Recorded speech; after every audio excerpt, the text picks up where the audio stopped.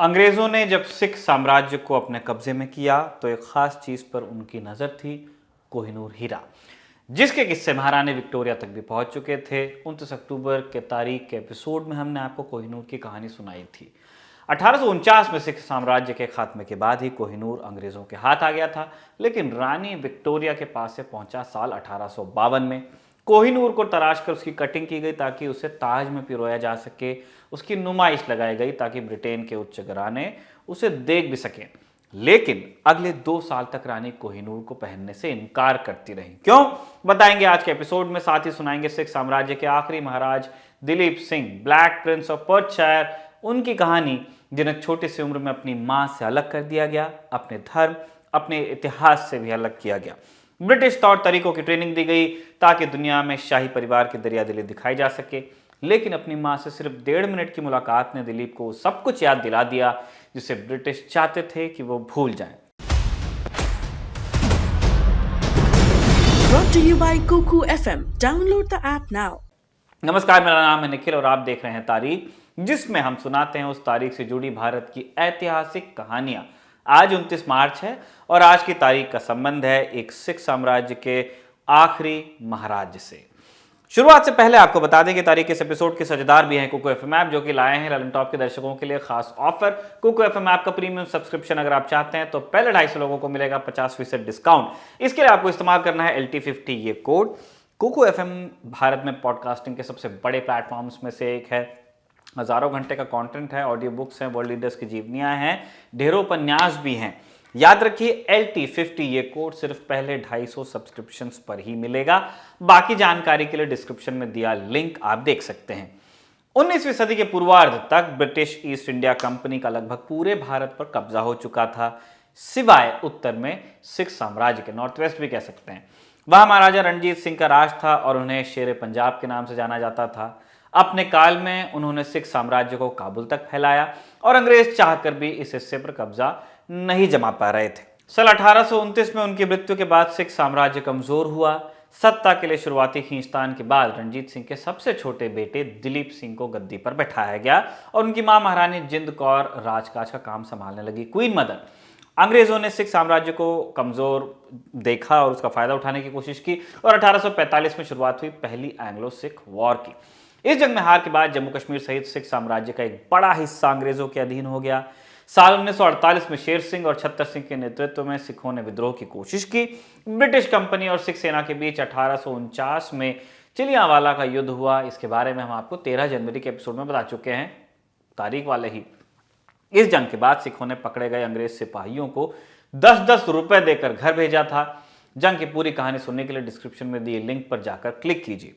चिलियांवाला के बाद ब्रिटिश और सिख फौज आमने सामने आई गुजरात में, लेकिन इस जंग में सिखों की निर्णायक हार हुई और सिख साम्राज्य का अंत हुआ। आज की तारीख थी 29 मार्च 1849, जब 10 साल के महाराजा दिलीप सिंह को साम्राज्य के सिंहासन से उतार दिया गया। शीश महल में उनसे एक कागज पर दस्तखत करवाए गए। लाहौर के किले से खालसा झंडा उतारकर यूनियन जैक फहराया गया और सिख साम्राज्य पूरी तरह से अंग्रेजों के कब्जे में चला गया। सिख साम्राज्य और कोहिनूर दोनों अंग्रेजों के हाथ आ चुके थे, लेकिन वे इतने से संतुष्ट नहीं थे। दिलीप सिंह छोटे थे, लेकिन संभावना थी कि वो बड़े होकर सिख साम्राज्य को दोबारा हासिल करने की कोशिश करते। इसीलिए दिलीप सिंह को उनकी मां जिंद कौर से अलग कर दिया गया और इसके बाद उन्हें लाहौर से दूर फतेहगढ़ भेज दिया गया और आर्मी के सर्जन जॉन स्पेंसर लोगन और उनकी पत्नी के सुपुर्द कर दिया गया। दिलीप सिंह को यह निर्देश दिया गया कि वो इन दोनों को ही अपने माता पिता की तरह समझें। ये इलाका तब ब्रिटिश परिवार के रहने की जगह होती थी, इसलिए सुनिश्चित किया गया कि दिलीप सिंह अपनी परंपरा, अपना इतिहास भूलकर पूरी तरह से ब्रिटिश तौर तरीकों में ढल जाएं। इसी दौरान उन्होंने ईसाई धर्म भी अपनाया जब उनकी उम्र सिर्फ 15 साल थी। साल 1854 में दिलीप सिंह को ब्रिटेन भेजा गया, महारानी विक्टोरिया के पास। जुलाई की उस शाम बकिंगहम पैलेस में रानी विक्टोरिया अपने ड्राइंग रूम में बैठी हुई थी। रानी को उस रोज किसी खास मेहमान का इंतजार था। सामने ब्रश लेकर खड़ा था एक पेंटर और इस पेंटर का नाम था फ्रांस जेवर विंटरहॉल्ट। विंटरहॉल्ट को खास बेल्जियम की रानी के रिकमेंडेशन पर नौकरी पर रखा गया था। राजमहल की सभी आधिकारिक तस्वीरें विंटरहॉल्टर ही बनाया करते थे। उस रोज जब विंटरहॉल्टर को बुलाया गया तो उन्हें लगा कि राजपरिवार के किसी मेंबर की तस्वीर बनानी होगी। कुछ देर बाद जब एक 16 साल का लड़का ड्राइंग रूम में दाखिल हुआ तो विंटरहॉल्टर को बड़ा अचरज हुआ। ऐसे नए नक्श पूरे यूरोप में उन्होंने कभी नहीं देखे थे। सब पर पगड़ी धरे सिख साम्राज्य के आखिरी महाराजा दिलीप सिंह रानी विक्टोरिया से मुखातिब हुए। विक्टोरिया दिलीप की एक तस्वीर बनवाना चाहती थी ताकि उसे अपने महल में लगवा सके। अगले 2 घंटे के लिए दिलीप सिंह एक ही पोज में खड़े रहे और विंटर हॉल्टर तस्वीर बनाते रहे। ऐसा मौका उन्हें दोबारा नहीं मिलने वाला था, इसीलिए अपनी कल्पना से उन्होंने दिलीप सिंह को एक काल्पनिक बैकग्राउंड में भारतीय पोशाक पहने हुए पेंट कर दिया। तस्वीर बनकर तैयार हुई और दिलीप दोबारा रानी के पास पहुंचे। उन्होंने देखा कि विक्टोरिया के बगल में एक बक्सा रखा हुआ है। विक्टोरिया ने बक्सा खोला तो अंदर कोहिनूर था। विक्टोरिया को उम्मीद थी कि कोहिनूर देखकर दिलीप खुश होंगे, लेकिन खुश होने के बजाय दिलीप का चेहरा उतर गया। कोहिनूर अब पहले जैसा नहीं रह गया था, उसे काटा जा चुका था। दिलीप ने कोहिनूर उठाया, उसे खिड़की के पास ले गए और धूप में देखा। रॉयल कलेक्शन ट्रस्ट की वेबसाइट के अनुसार इसके बाद उन्होंने रानी को कोहिनूर भेंट किया और बोले, योर मैजेस्टी, मेरे लिए ये बहुत सम्मान की बात है कि मैं ये हीरा आपको तोहफे में दूं। दरअसल दिलीप की छोटी उम्र में मां के बिछड़ने का गिल्ट विक्टोरिया को हमेशा सालता रहा। 2 साल पहले कोहिनूर उनके पास आ चुका था, लेकिन उन्होंने कभी भी उसे पहना नहीं, कम से कम सार्वजनिक तौर पर। यह सोच करके दिलीप सिंह को देखकर दुख होगा कि उनके पिता का हीरा रानी ने पहन रखा है।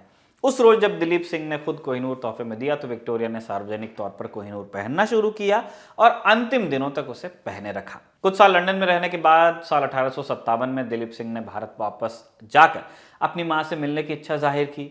पहले तो दिलीप को मंजूरी मिल गई, लेकिन फिर उसी साल भारत में क्रांति हो गई और इस डर से कि दिलीप के जाने से पंजाब में भी क्रांति भड़क जाएगी, दिलीप का जाना कैंसिल किया गया।